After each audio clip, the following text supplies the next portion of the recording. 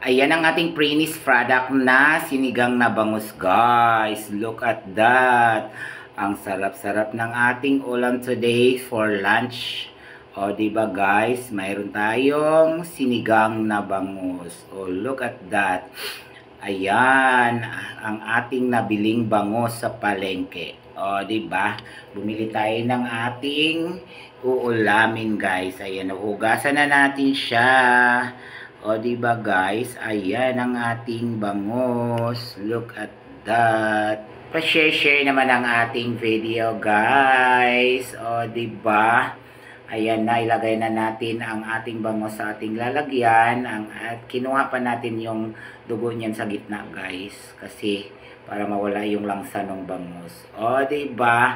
Hugasan natin ng maigi para malinis talaga bago natin lutuin. O, diba? Para mas masarap ang ating pagluluto. Tapos, ang buntot niyan, guys, iwalay natin dahil matinik. Yan ay ating priprituhin. O, diba, guys? Wow. Kayo, guys, ano bang ulam nyo today? Mag-comment naman kayo dyan sa baba kung anong ulam niyo today for lunch at kung taga saan din po kayo, guys. O, diba guys, ayan na yung ating kangkong. Hugasan na din natin bago natin putol-putulin, pati yung ating labanos. O, diba guys, look at that. Wow, sariwa ang ating kangkong at ang labanos, o atin na siyang babalatan.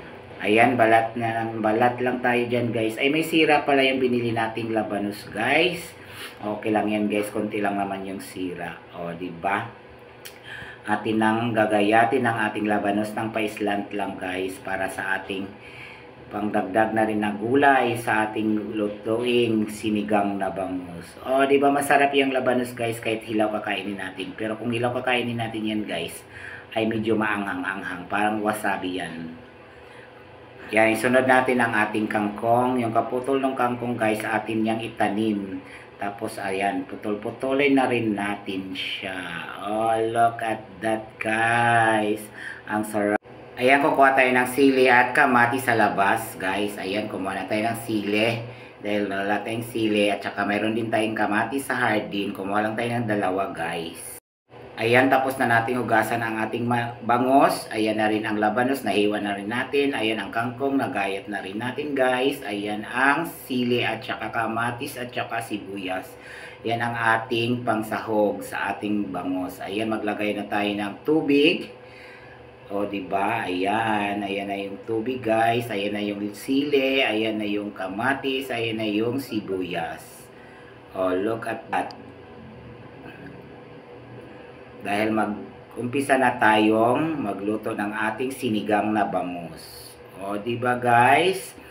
Pa-share naman ang ating video ito kung inyong nagustuhan. O, diba? Ang sarap ng ating ulam for today's lunch. Ayan, maglagay tayo ng asin. Yan ang ating pampalasa. Asin lang muna ang ating ilalagay, guys. Huwag na muna tayong maglagay ng iba pang mga pampalasa. O, diba? Ilagay na natin din natin ating bangus. Ang ating labanos, ilagay na rin natin. O, diba guys?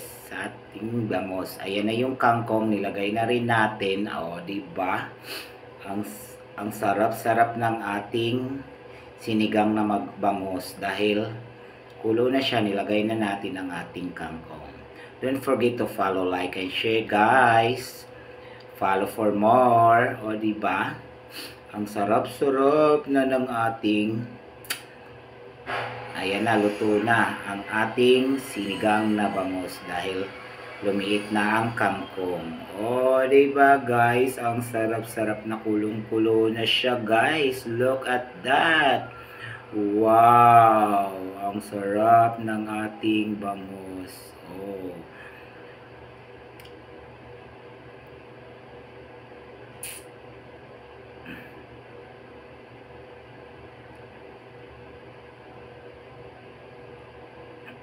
Naririnig nyo ba ang kulo-kulo ng ating bangus, guys? Look at that.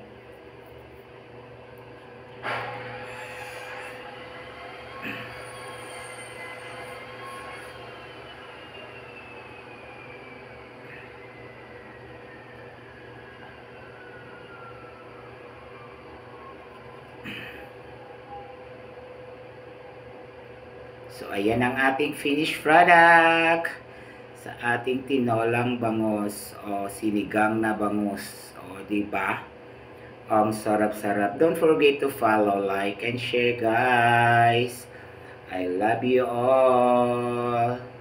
Bye-bye. Thank you for watching. God bless.